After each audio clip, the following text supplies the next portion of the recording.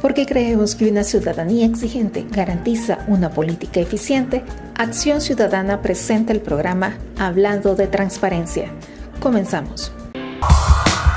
Hola, ¿qué tal? Muy buenas tardes a todos y todas. Gracias por acompañarnos esta tarde en Hablando de Transparencia. Les saluda Denise Eliezer y Eduardo Escobar.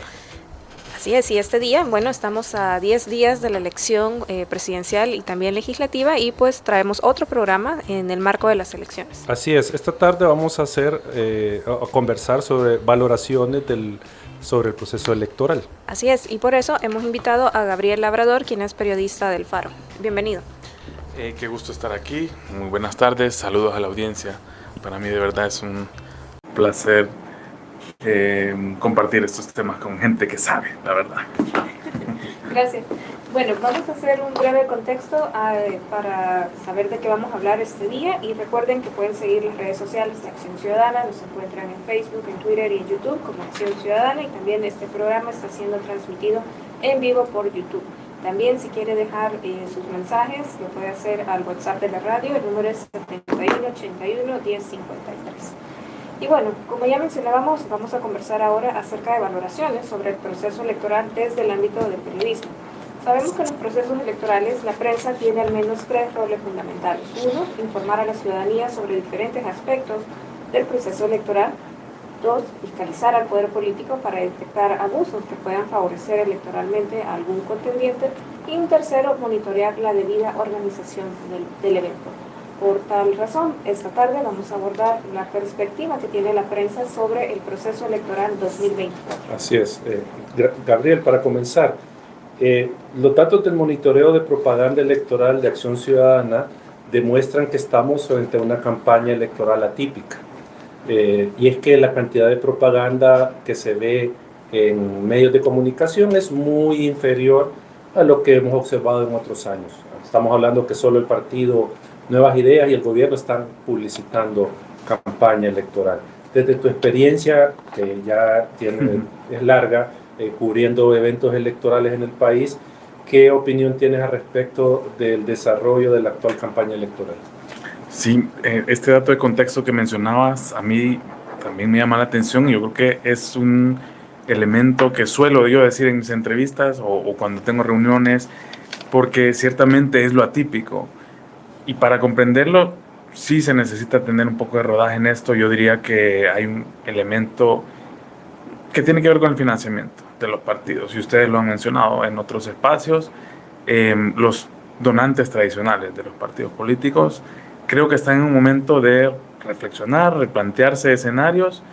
Y cuando ven los pros y contras, definitivamente ven que no hay manera de competir en recursos con un partido que además es muy popular. O sea, es distinto que cuando hay una percepción de que hay una competencia, de que va a haber una competencia, de que sí hay contendientes más o menos en igualdad de condiciones, pero aparte de lo inclinado que está la balanza, a mí me parece que el efecto popularidad del presidente funciona como disuasor para que los donantes típicos no estén apoyando a partidos de oposición.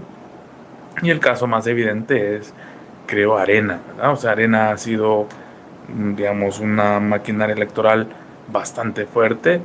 No tenemos que ser demasiado estudiosos como para comprender que ahí había buena parte del capital salvadoreño apostando mucho dinero siempre en cada campaña.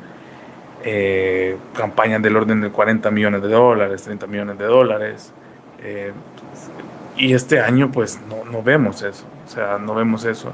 El FMLN también profundamente golpeado y sin acceso a la deuda política, que tampoco es tan significativo, pero que ayuda de alguna manera a oxigenar y a tener cierta presencia. A mí me da la impresión de que todo eso está jugando en contra, y como colofón yo creo que está la sensación de que ya hay un ganador. Entonces competir al menos o tratar de conseguir votos en campaña mediática como que en este momento está siendo bastante fútil, al menos para la presidencial, y los diputados pues que responden a otra lógica, ¿no? Pero por ahí esa sería mi primera lectura al respecto. Y junto con esto, el tema de la poca transparencia respecto del financiamiento del Partido Nuevas Ideas. Yo creo que también sí, eso hay que mencionarlo. Totalmente. Y nosotros como periodistas, gracias a la Ley de Acceso a Información Pública y a las reformas que hubo en la década pasada, comenzamos a ver, o sea, yo siempre lo menciono, el ejercicio que ustedes hicieron como Acción Ciudadana de comenzar a pedir información y a cansar y otra vez a pedir información, eso a nosotros los periodistas nos abrió mucho los ojos sobre cómo estaban funcionando internamente los partidos políticos. Y creo que esa perspectiva, cuando comenzamos a entender que se movían millones, que habían donantes que después cobraban favores, ese conocimiento llegó para quedarse a nivel de periodistas. Entonces ahora sí resentimos, por ejemplo, cuando los partidos no entregan información. O partidos que se llenan la boca diciendo que no, que son transparentes, que etcétera, pero que en la práctica tienen esta oportunidad de entregar información oficiosa y no lo hacen, pues ahí quedan en evidencia. Y es gracias a lo que establece la ley. El partido oficial Nuevas Ideas, pues sí, sus diputados, sus candidatos, sus ministros, permanentemente dicen, ¿verdad?, que son abiertos a la prensa y que están haciendo historia, pero en temas tan básicos como la rendición de cuentas de sus donantes, son completamente lo opuesto. O sea, históricamente, desde que surgió el partido 2018, nunca han revelado a plenitud, me parece, o sin, digamos, siempre se ha revelado información a marcha forzada, no ha sido tan natural ni ha sido tan oficioso, a pesar de que viven de un discurso en el que dicen que son transparentes, ¿no? Gabriel, antes de dar la palabra a Denise, también me llama la atención con esto que tú dices, de que desde tu perspectiva el tema del financiamiento, el que está afectando la campaña, y por eso tenemos esta campaña. En el Faro recientemente se publicó una entrevista al candidato presidencial de Arena y mencionaba que había cierto temor de los grandes financistas en apoyar al partido. Correcto. Y yo creo que esa es una lectura, yo no diría que oportunista, pero si yo fuera candidato probablemente diría lo mismo, de que el problema no soy yo, sino que el problema son los donantes. Pero el problema también es la credibilidad que tienen los partidos políticos. En este caso, me parece que el candidato Joel Sánchez realmente está muy desconectado de lo que tradicionalmente uno podía esperar de un candidato arenero. Y eso, pues, explica de alguna manera por qué la reticencia de los grandes empresarios a apostarle a un candidato como él. Y, o sea, también vuelvo a lo que decía al inicio. O sea, Arena, digamos, puede ser una opción viable ahorita para alternar el poder o para conseguir puestos importantes públicos. Las encuestas dicen que no, ¿verdad? Y está temblando. Muy fuerte. Bueno, pedimos a los amigos que nos escuchan tranquilidad, ya va a pasar el sismo, ya casi termina. Bueno, ya pasó. Bueno, sigamos en lo que estábamos. Sí. No, que definitivamente la dinámica de cómo se está moviendo el capital y cómo se está financiando los partidos políticos merece un estudio aparte. Hay un factor de miedo, evidentemente. Nosotros como periódico, por ejemplo, en el Faro, hemos notado que a veces hay empresas o hay anunciantes que deciden retirar la pauta publicitaria en el medio de comunicación porque han recibido retaliación del gobierno. Por ejemplo, hacen un anuncio de un restaurante, lo que sea, en la página del Faro, y hemos sabido de casos donde el gobierno ha presionado a estas empresas para retirar esa publicidad. Eso es que un medio de comunicación, ya no se diga un partido político, que quiero eso no es de las fuerzas políticas más grandes, como Arena, ¿no? O sea, cuando un empresario aparece vinculado con un partido político, es de esperar que este gobierno, el presidente Bukele, pues tome medidas de represalia. No en esto que estoy diciendo, ni mucho menos, pero sí hay suficientes periodísticas para demostrar que el gobierno ha emprendido pues, muchas acciones contra pues, opositores y sus financistas, ¿no? Okay. Gabriel, también ya lo mencionaba Eduardo anteriormente, hemos observado poca propaganda, ¿no?, en los medios de comunicación tradicionales, pero también observamos que en las calles, por ejemplo, hay pocos afiches, pocos banderilleros y son pocos los candidatos que están en mítines. Sí. A nivel territorial, ¿has observado la campaña realizada por los partidos políticos? Sí, hay un dato bien curioso, que es que antes a los periodistas nos llegaban habitualmente muchas convocatorias de prensa de los candidatos. Candidatos a alcaldes, digamos, no es el momento ahorita, pero porque no pueden hacer campaña, en teoría, entre comillas, ¿no? Pero siempre habían eventos, digamos, para promover la imagen de X o Y candidato. Los candidatos a diputados igual, siempre los que son cabeza de lista solían pues convocar a los medios, igual los partidos políticos con sus comandos de campaña. Solían pues pero ahora ni eso, y me da la impresión, por ejemplo, en 2021 fue así. En 2021 los partidos nacionales estaban todavía muy golpeados, me parece, y todavía yo notaba y creía cierta vergüenza, por decirlo, de los partidos políticos de mostrar sus colores, mostrar sus símbolos de identidad. Ahora esos colores y los símbolos ya los estamos viendo un poquito más visibles en esta campaña, pero no se compara con lo que antes había, ¿no? Convocatorias frecuentes y que todos los periodistas nos dábamos cuenta de dónde iba a estar el candidato.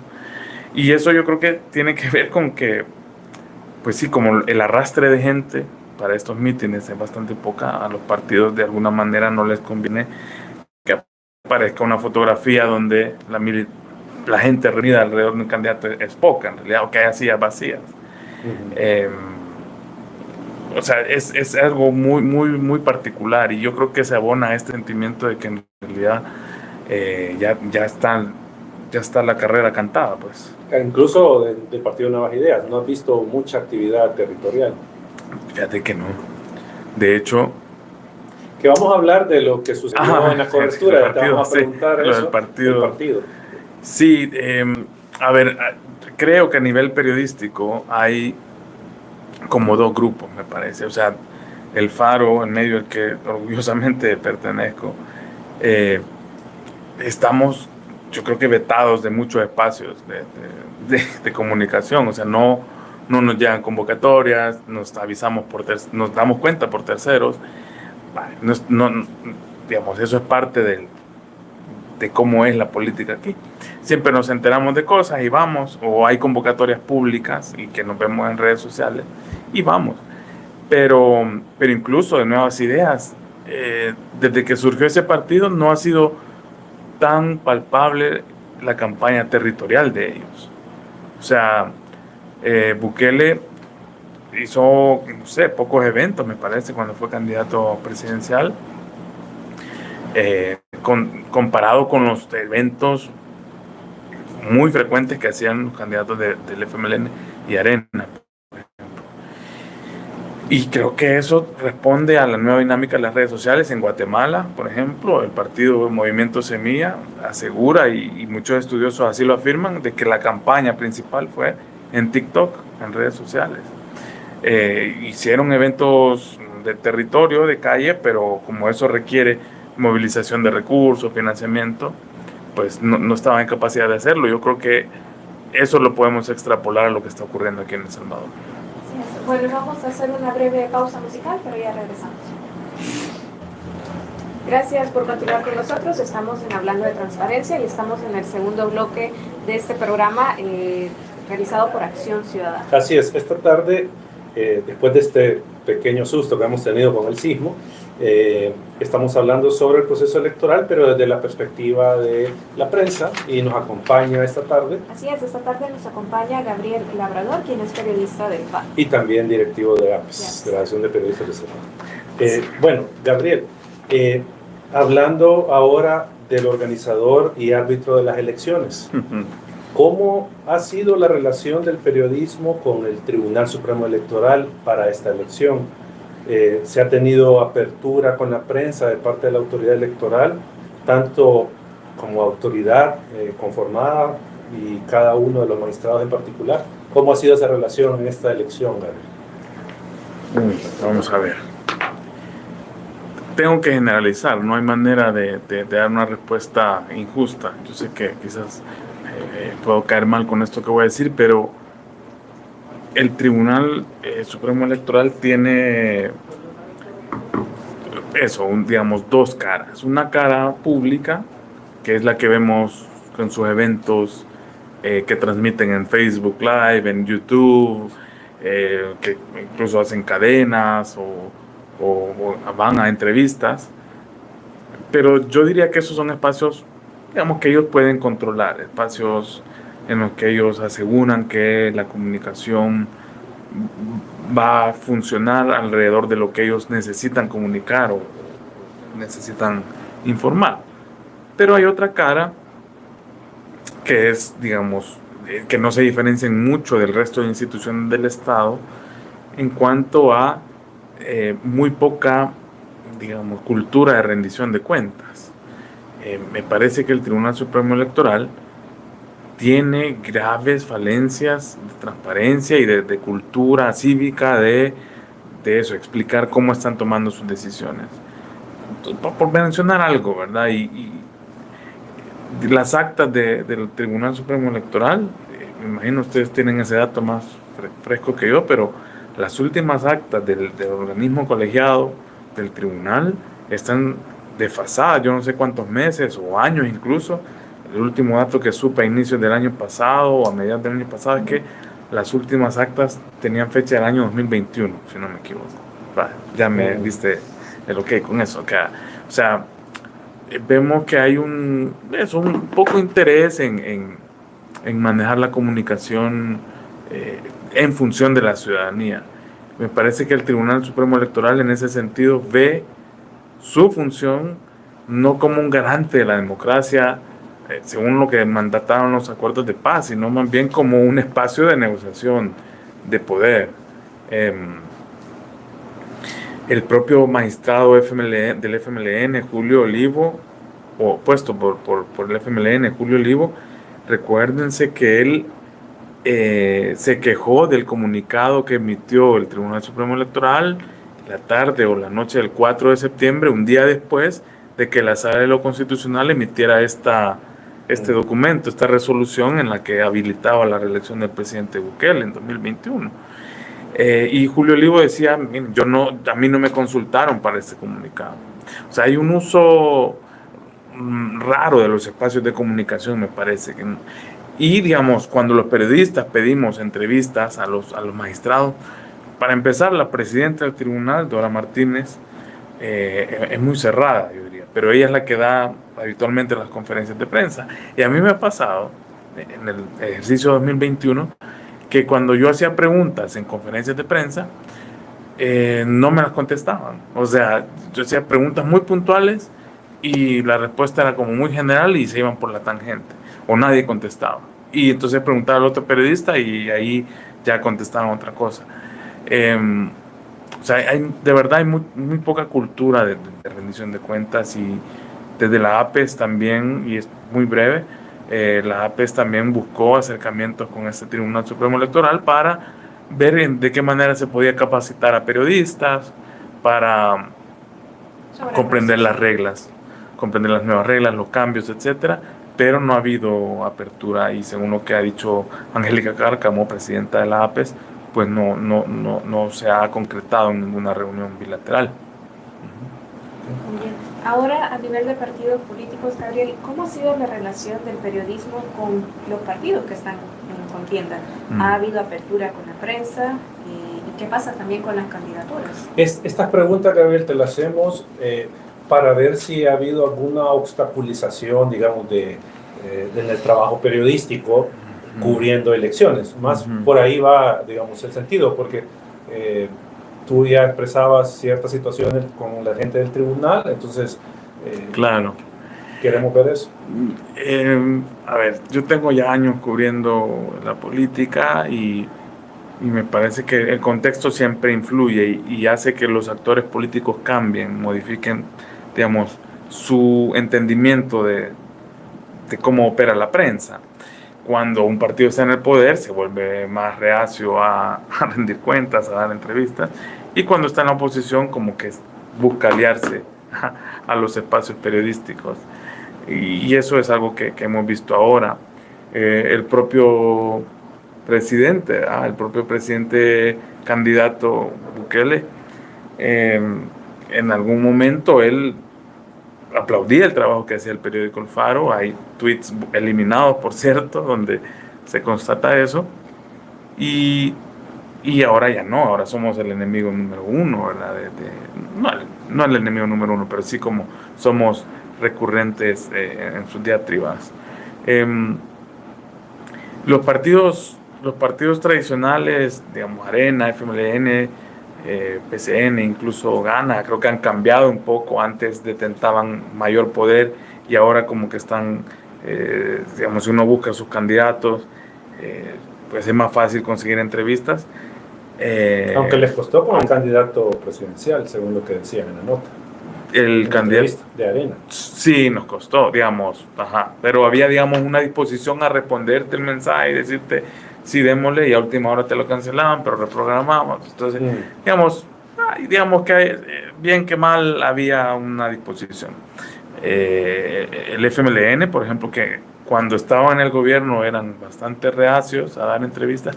Ahora el candidato Manuel Flores ha sido de los primeros en aceptar y en hacer.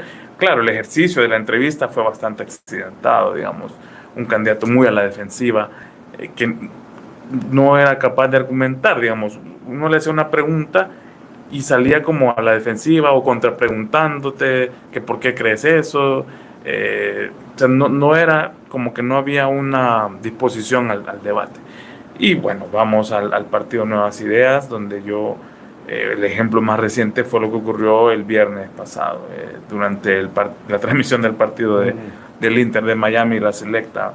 Con un compañero Víctor Peña, fotógrafo del Faro, fuimos a diversos lugares a ver esos mítines que habían puesto los candidatos, porque habían puesto pantallas gigantes para ver el partido. ¿Y cuál fue mi sorpresa? De que estando ahí, pues nos tomaron fotos y nos expusieron en redes sociales como diciendo, hasta los del Faro vinieron, no sé qué.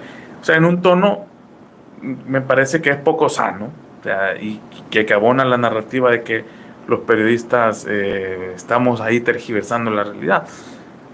Basta ver los comentarios a los tweets de la ministra de Vivienda, Michelle Sol, candidata a la Libertad donde ves que su retórica funciona en el sentido de que ella pone eso y nos empiezan a caer un montón de improperios, etcétera. Lo mismo pasó minutos después cuando con Víctor fuimos a la cancha de Las Palmas, la comunidad, donde vimos en redes sociales, por cierto, que iba a haber un evento de los diputados de Nuevas Ideas. Ernesto Castro había tuiteado eso, nosotros decidimos ir, de él no llegó al evento, pero sí habían otros diputados, Cristian Guevara, y otros. Y estando ahí, pues vimos inmediatamente que nos estaban tomando fotografías a larga distancia. Y bueno, cabal, a los pocos minutos también subieron fotos de nosotros, nos empezaron a decir que nosotros estamos acosando a la gente ahí. Cuando yo lo que estoy haciendo en una foto que subieron, hablando con un señor, preguntándole, mire, que piensa que probablemente aquí hay recursos públicos siendo usados para hacer campaña. ¿Qué te dijo? Me dijo, no, mire, ellos vienen seguidos, pero yo no sé si son recursos públicos, ellos... Él quería ver el partido. Quería ver el partido y me dijo, la verdad que no sé si son recursos públicos o no, pero qué bueno que vengan para darnos alegría. Vale. Eso le estaba preguntando al señor, ¿verdad? Y eso me estaba contestando y ahí salían diciendo que yo, el acosador de la gente. O sea, da la impresión de que estos funcionarios descubrieron ahorita que existe algo que se llama periodismo. O sea, imagínate, yo no voy a ese lugar y escribo algo sobre eso sin haber ido. Me estarían atacando por no ir, pero ahora que voy, hago preguntas, me dicen que hago mal porque estoy acosando a la gente. La prensa es incómoda siempre y está bien que los funcionarios no tengan, pues no se sientan cómodos. Yo creo que eso es una buena señal, pero lo que está mal es exponerte y casi que invitar a que te ataquen. Pues hoy el presidente Castro de la Asamblea tuiteó algo así como que la gente en las calles debería darnos el merecido, una cosa así. Creo que es un llamado bastante preocupante al que hay que ponerle paro. No podemos permitir eso, pues. O sea, no es sano para una democracia que los funcionarios estén pues presionando a que haya cobertura siempre favorable de ellos.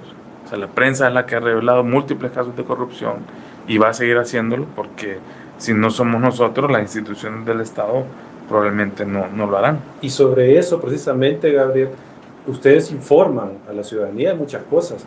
¿Cómo ha visto en 2 minutos el tema de las propuestas? O sea, interesante. ¿Qué has visto sí, en las actividades de campaña o en las entrevistas que has tenido con los candidatos? Nuevas ideas, comenzando por el presidente, no tiene un plan de gobierno, no lo ha presentado.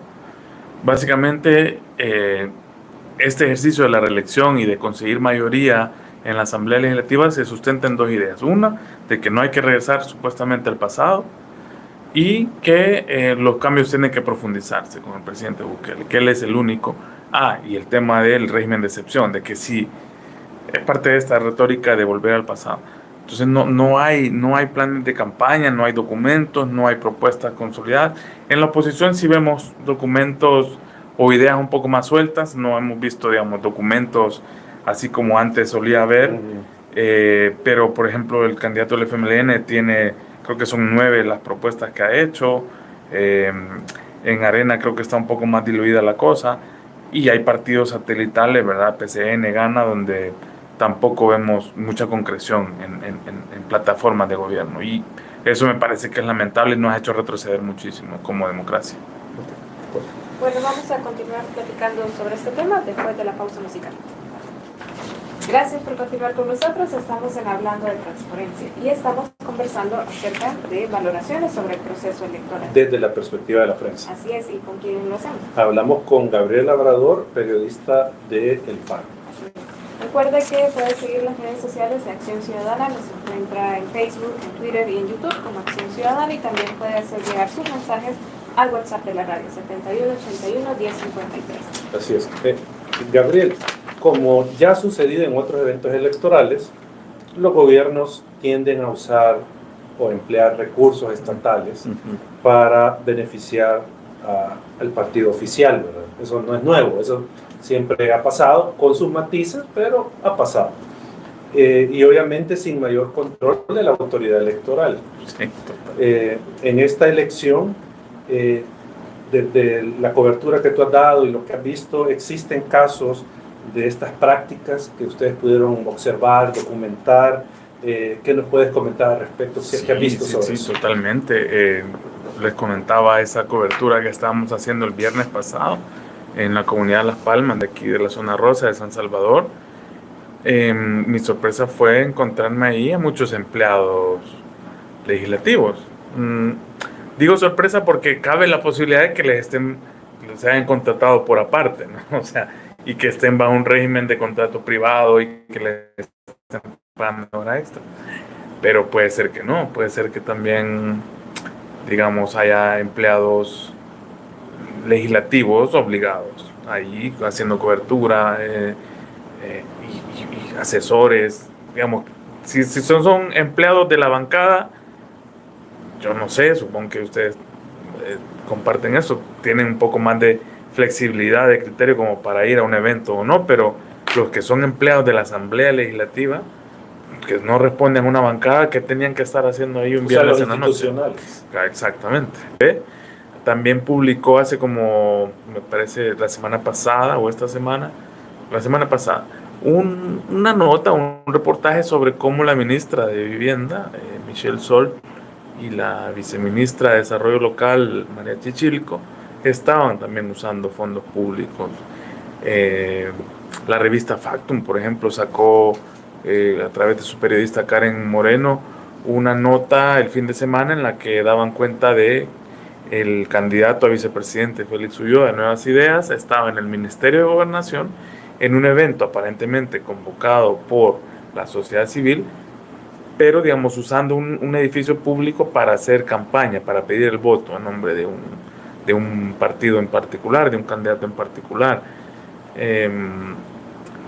De hecho, también, a ver, no es tanto recurso público esto, pero me llamó la atención una respuesta que dio el vicepresidente Ulloa a una publicación que también hizo focos, por ejemplo, cuando le hicieron una nota sobre cómo el voto en el exterior y esta aplicación de internet está sirviendo al mismo tiempo para votar, pero también para hacer campaña en el mismo momento, violando este tema de la secretividad del voto, y que porque aparecía un video del vicepresidente siendo grabado cuando le está ayudando, entre comillas, a un ciudadano a votar.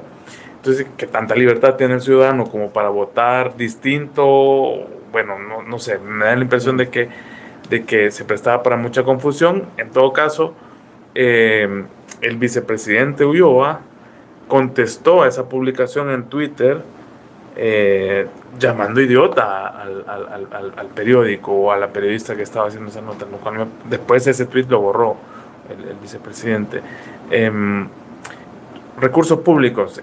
Esta semana y hoy en la tarde vamos a, perdón el spoiler, pero vamos a publicar en el Faro, aprovechando el micrófono, una nota sobre la entrega de alimentos de parte de un programa presidencial de apoyo alimentario, donde se están regalando cajas, por lo menos lo tenemos registrado en La Unión, Morazán y Aguachapán. Que son las donadas por China. No, esos son otras. Esas son otras. Estos son alimentos, digamos, como macarrones, atún, papel higiénico, etcétera. No es alimento, pero son canasta básica. Que se les está entregando a la gente pues sin mayor criterio. Y lo llamativo es que no se está publicitando, ¿no? Uh-huh.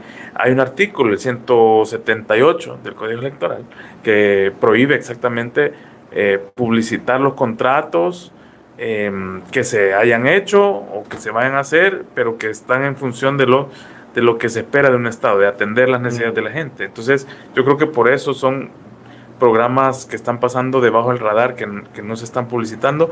La entrega de arroz donado por el gobierno chino, que se aprobó la exención de impuestos en noviembre, de hecho, también es otro programa que estaba pasando fuera del radar. Nosotros con mi compañero Víctor fuimos a ver eso, lo vimos en Santa Ana y lo vimos en Chalatenango. Se están ocupando pues instituciones del Estado y está bien, digamos que puede ser un programa estatal, ¿no? Pero llama la atención que siendo un gobierno tan comunicativo, esto no lo digan. Y están ocupando recursos públicos. Es cierto, nosotros no vimos ni señales de Nuevas Ideas, ni que candidatos entregando eso, pero sí es llamativo que lo hagan en campaña. Y la propia gente nos decía, los beneficiarios, lo malo es que esto solo lo están haciendo en campaña y después se olvidan. Y lo llamativo es que es arroz blanco donado por el gobierno de China, ¿no? Lo cual a mí me llama la atención porque se aprobó en un momento en el que Estados Unidos, por el contrario, estaba como acercándose más al gobierno salvadoreño. Entonces China como que quiso compensar esa distancia dando este arroz y estos fertilizantes también. Y siempre hablando de esta utilización de recursos estatales para campaña, ¿qué opinión tienes con lo que se conoció recientemente y si lo han logrado ustedes corroborar el tema de las cuotas partidarias que se le está descontando, se está cobrando, según información que se conoció, a empleados estatales? Sí, de hecho en autónomas también ocurre eso, no solo en los ministerios. Después de esa publicación de la revista Factum, me parece, Brian Avelar fue el que lo publicó. Político, que por cierto es uno de los periodistas más atacados según un informe que publicamos en la APES ayer. Él daba cuenta de eso, de cómo los empleados son forzados a dar una especie de diezmo. Y esto estamos hablando de, yo creo que es una figura delictiva, no sé, extorsionar a alguien a cambio de mantenerle su puesto de trabajo. A raíz de ese reportaje, yo recibí algunos comentarios de gente que trabaja en autónomas queriendo también profundizar sobre esto. Y es una práctica que ya la hemos notado en otros procesos, donde existe este doble financiamiento de los partidos políticos. La deuda política por un lado, pero también el salario de los empleados públicos que tienen que diezmar a los institutos políticos. Lo cual es, digamos, también una burla a la ley, ¿no? O sea, no está regulado me parece, este tipo de prácticas que están, por supuesto, fuera del radar. Y si no fuera por la prensa, yo creo que no se sabría esto. O sea, para eso sirve la prensa, para que cosas que no se pueden averiguar con documentos o lo que sea, o a veces hay muchos documentos precisamente, pues salgan a la luz. Y eso es lo positivo del trabajo periodístico. Sí, me parece que también Loida y Fernando colaboraron ahí en ese. Cabal, sí. Gabriel, sabemos también que la cobertura periodística de cualquier proceso electoral siempre es importante. No obstante, debido a su rol como fiscalizador, su presencia no es de agrado para el poder político. En esa medida, ¿qué obstáculos ha tenido el periodismo salvadoreño para dar cobertura al actual evento electoral? ¿Tiene la APES, por ejemplo, algún tipo de denuncia al respecto?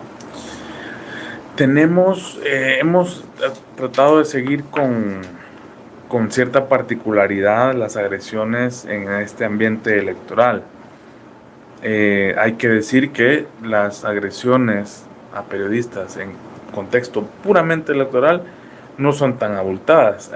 Hace unas 2 semanas, me parece, teníamos 8 casos de agresiones. En lo que va del año, eso digamos que es bastante bajo. En 2023, el total de agresiones de diverso tipo, cerramos con más de 290 agresiones de diverso tipo contra periodistas.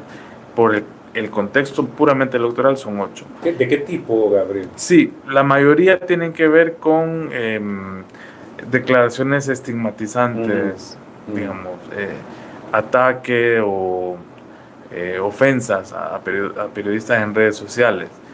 Y aquí yo me pongo en el zapato de la gente, o sea, la gente ha de pensar, pero si ustedes son periodistas ya tendrían que estar acostumbrados a ese tipo de ataques, es como el costo a pagar. Y yo, o sea, al margen de cómo podemos reaccionar individualmente cada uno de los periodistas, creo que lo que deberíamos estar cuestionando es al poder que trata de anular a la prensa independiente con este tipo de comentarios o restarle legitimidad. Pero también hemos tenido registros de casos, por ejemplo, de candidatos o alcaldes en funciones que están buscando la reelección, dándole seguimiento a periodistas en el terreno, tomándole fotos, videos y gritándole cosas. Tengo un caso de una periodista de la prensa gráfica del oriente del país, del occidente, perdón, estaba entrevistando a alguien y el candidato llegó, le tomó fotos, videos, le empezó a decir cosas y después apareció una publicación en Facebook estigmatizando a la periodista, inventándole cosas, y eso es grave. Creo que el llamado que hizo hoy el diputado presidente de la Asamblea en su Twitter de que los periodistas no tenemos que los periodistas, dice él, que acostumbramos a difamar y queremos impunidad y que nadie nos toque, eso es totalmente falso, pero lo preocupante es que él está haciendo un llamado básicamente a ejercer cualquier tipo de violencia contra los periodistas. No lo dice textualmente, pero se entiende, pues. En cantidad parece que se han rebajado los ataques en este contexto electoral, por lo que tú dices, o no mucho. Sí, se han calmado las aguas, diría. Yeah. No se han eliminado por completo las agresiones, pero me parece que tiene una explicación también. O sea, imagínense ustedes un gobierno bastante cuestionado por la candidatura inconstitucional del presidente. Encima de eso, agrediendo a periodistas. Y aparte que es un gobierno extremadamente popular. Entonces, eso lo hace un tanto distinto. Por ejemplo, en Guatemala el gobierno era sumamente impopular y ahí se entendía un poco la represión contra periodistas. El gobierno actual perdería mucho, creo yo, agrediendo y según las fuentes que tenemos y que yo tengo, en realidad hay una línea de mantener, digamos, un trato cordial con la prensa porque no vale la pena, al menos antes en de la este elección. momento. Sí. Y no quiero ser responsable y decir que todo se va a ir al carajo a partir del 1 de junio, pero digamos, yo creo que sí hay signos de alerta. Hay signos de alerta porque la gente ya sabe que este es un gobierno bastante intolerante con la crítica y con la prensa y solo podemos suponer que las cosas se van a agravar. O sea, bueno, de eso vamos a hablar en el siguiente bloque. Vamos a una pausa musical, pero ya regresamos. Gracias por continuar con nosotros. Estamos en el último bloque de Hablando de Transparencia y estamos haciendo o conversando acerca de la valoración sobre el proceso electoral desde el periodismo. Así es, y hablamos con Gabriel Labrador, periodista de FARC. Así es. Gabriel, en el anterior bloque hablábamos un poco sobre cómo encontrarán los periodistas el ambiente el día de las elecciones. ¿Qué ambiente consideran que van a encontrar? ¿Qué puede esperarse el día de la elección?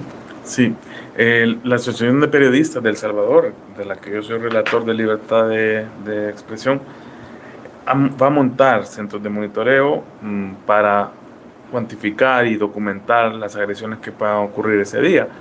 Va a haber una estación central aquí en la capital, pero también va a haber nodos en el oriente, el occidente y en la zona paracentral. ¿Qué hacemos con esto? Bueno, precisamente tomarle la temperatura a, digamos, qué tan deteriorado puede estar el clima de libertad de prensa ese día. Buscamos saber cuántas agresiones se van a registrar ese día contra periodistas, de qué tipo, quiénes van a ser los víctimas, los agresores, porque, digamos, creo que los procesos electorales en ambientes polarizados tienen mucha inclinación a ejercer violencia contra periodistas, y eso es algo que como asociación tenemos que documentar para explicar por qué decimos que el clima en general de los espacios cívicos, espacios democráticos, se está deteriorando. En anteriores procesos electorales hemos visto episodios donde puede haber funcionarios cometiendo agresiones de todo tipo. Por ejemplo, recuérdense este funcionario de Arena, que creo que era un supervisor de centro o estaban en el proceso de conteo de voto final en el escrutinio, en un hotel estaba, creo, o en la feria, no recuerdo, y una periodista del canal 10 se le acercó y hubo una escena como de acoso, una cosa así, y esas son agresiones que tenemos que documentar. Pero también es probable que ocurran agresiones de parte de la ciudadanía. O sea, a ver, ¿a qué me refiero con esto? En 2021 hubo periodistas que, estando en centros de votación, recibieron agresiones, amenazas verbales y amenazas de que se iba a ejercer violencia contra ellos de parte de ciudadanos cualquiera. Eso lo documentaron algunos periodistas. Que le iban a dar con un casco a uno. Un casco, exacto, sí. Ese fue el día de la elección, ¿verdad? El día de la elección. Había un problema en un centro de votación en San Jacinto, si no me equivoco.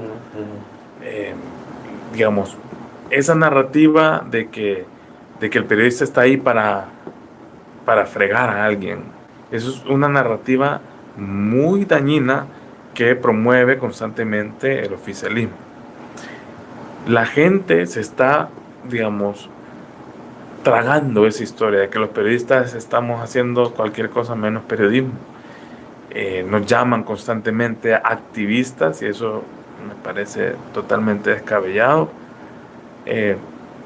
Y eso propicia efectivamente que en el terreno haya agresiones contra periodistas.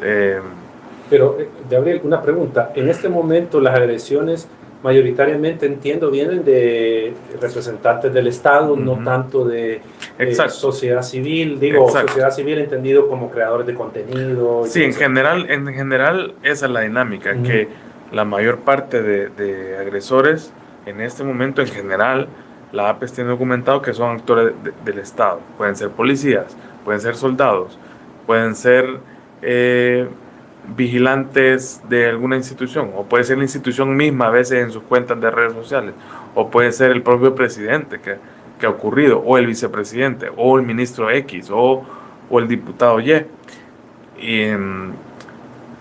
Pero también en la calle, ¿verdad? Policías que agredieron, por ejemplo, abofetearon a un periodista del Diario de Hoy, o las retenciones arbitrarias en el marco del régimen de excepción, que a periodistas les hacen borrar el material que tienen en sus teléfonos, en sus cámaras, los tienen ahí, digamos, privados de libertad durante media hora, 1 hora, 2 horas, los toman fotos, les piden además, los amenazan con procesarlos por el régimen. Digamos, todo eso demuestra que el Estado en realidad se está convirtiendo en general en una como entidad agresora. Pero en términos, lo planteaba el papel de la ciudadanía en procesos electorales, de que ahí es donde vemos esta variante, donde en procesos electorales la ciudadanía asume un discurso un poco más violento o una actitud un poco más es confrontativa con la prensa. Están preparados por si eso pasa, o sea, si pasa de las redes sociales el discurso de odio a acciones ya concretas. Exacto, en la realidad. Exacto, y eso lo vamos a monitorear, que vamos a tener una capacitación a periodistas en contextos electorales, en temas de seguridad, para precisamente que los periodistas aprendamos a cómo comportarnos o cómo enfrentar esos momentos de profunda hostilidad y en los que uno pues tiene que tener sangre fría básicamente, ¿verdad? Porque es lamentable cuando se pierden los papeles y bueno, ocurren todo tipo de cosas en esos momentos. El día de la elección no creo que sea el problema per se, sino que creo que vamos a entrar en un periodo en el que se va a normalizar la agresión contra la prensa y contra organizaciones de la sociedad civil, y creo que eso es parte de lo que nos espera. Espero equivocarme, pero en realidad hay muchos indicios que apuntan a ese sentido, porque la prensa ha sido en el discurso del presidente Bukele un enemigo y nunca se han retractado, y por contrario como que están como propiciando una y otra vez esa narrativa. Okay. Bueno, muchísimas gracias, Gabriel, por habernos acompañado esta tarde para hablar sobre cómo el periodismo también las elecciones. Muchísimas gracias a ustedes, nos seguimos comunicando y un saludo a la audiencia y bueno, pasen feliz tarde. Gracias. Y recuerde que el próximo jueves también traemos otro programa en Hablando de Transparencia, y si se perdió este programa al inicio, puede encontrarlo en las redes sociales de Acción Ciudadana. Así es. Hasta pronto. Adiós. Acción Ciudadana agradece su sintonía al programa Hablando de Transparencia. Le invitamos a seguirnos en nuestras redes sociales para conocer un poco más del trabajo que realizamos.